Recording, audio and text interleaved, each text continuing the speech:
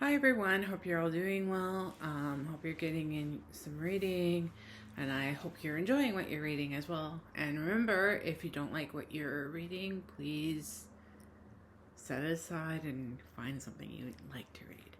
Um, Today's book is called The Lost Ones by Sheena Kamal. She is a Vancouver author, um, and it's for a book read. And so book club read, so I had no choice in the, and wouldn't have picked it up otherwise. A little bit different because on the back there's no description.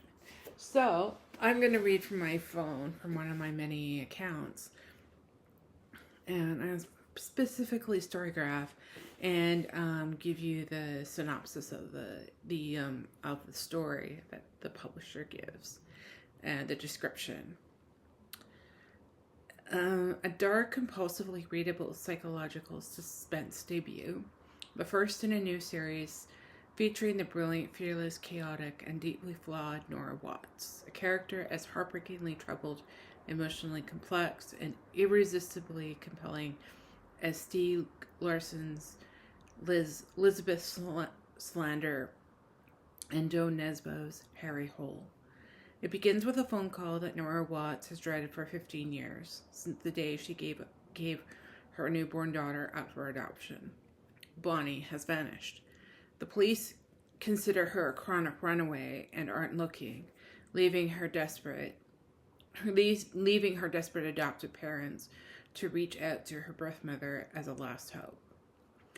A biracial product of the foster system, transient, homeless, scarred by a past filled with pain and violence, Nora knows intimately what happened to vulnerable girls on the streets. What happens to vulnerable... Caring despite herself, she sets out to find Bonnie with her only companion, her mutt Whisper, knowing she risks reopening wounds that have never really healed, and plunging into the darkness with little to protect her but her instincts and a freakish ability to detect truth from lies. The search uncovers a puzzling conspiracy that leads Nora on a harrowing journey of deception and violence, from the gloomy, rain-soaked streets of Vancouver to the icy white mountains of the Canadian interior to the beautiful and dangerous island where she will face her most terrifying demon, all to save a girl she wishes had never been born. I give this book a 3.5 out of 5. It was okay. It was a pretty decent story, and it was pretty compelling for the most part. And because it was, for me, it's local. I live in the Vancouver. I live in the Vancouver area. A lot of it resonated, and I've been up to the interior, and I've been off to the island, just not the location of the island where she ends up. But in any case, I really did like it. I liked some aspects of it. I liked the descriptions and that sort of thing. It was a fairly fast read for me, surprisingly. Like, the type is fairly big compared to some other books that I've read recently. And the pace of the book moved rather quickly, and I really liked that. What I didn't like, it rather seemed kind of milquetoast, kind of tame.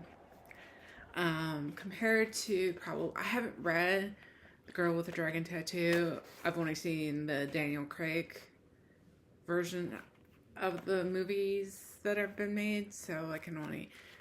Now, those are really kind of deeply psychologically scarring, but this, I could imagine it. I could imagine the scenery because I've been there. Sorry for the glare of the screen in my eyeglasses. Would this be better? But in all, I thought it was a pretty decent book. It wasn't anything really and for a debut, it's pretty good. I think. There are three other books in the series. There's a novella that I've got that comes after this. I look weird. I'm gonna put my glasses back on. Despite the glare, I feel better about having my glasses on. It just looks totally different. Any case, I mean, I'm not much into mystery or thrillers, so I really don't know. But it just kind of felt meh to me. There wasn't really any. I felt that it could have been a bit longer, and it would have been a much more substantive story. I think if she had, written maybe closer to 400, I think the story could have been expanded on a bit better. Even 20 pages would have been better. It kind of just, it had a lot of momentum going into the middle of the book. But by the middle of the book, it just kind of felt, by the end, it kind of felt kind of blah. Yeah, like there's no, like, I mean, it doesn't really feel like there's a continuation. And in that way, I was kind of disappointed, I think. And I think that's why you have it a 3.5, is that just, there was a bit of a letdown, and I thought there'd be more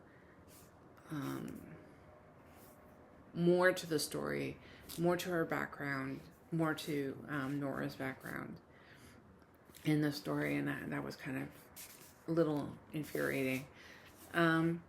I mean, for me, this would be more like a Frida McFadden books. One of the Frida McFadden book. It's an interesting book. I wouldn't call this dark and compulsive readable psychological suspense debut. I would say, yeah, there were some times you thought, well, the other thing is that some of the chapters felt too short. I felt like she could have expanded on the story a bit more. Could have taken her a little bit longer to find, to go and look for her. It just kind of felt too fast. Anyways, it was okay. It was decent. It was a nice break from the fare of, 400 or 500 pages of literary fiction. That was The Lost Ones by Sheena Kamal, and I look forward to talking to you fairly soon. Bye for now.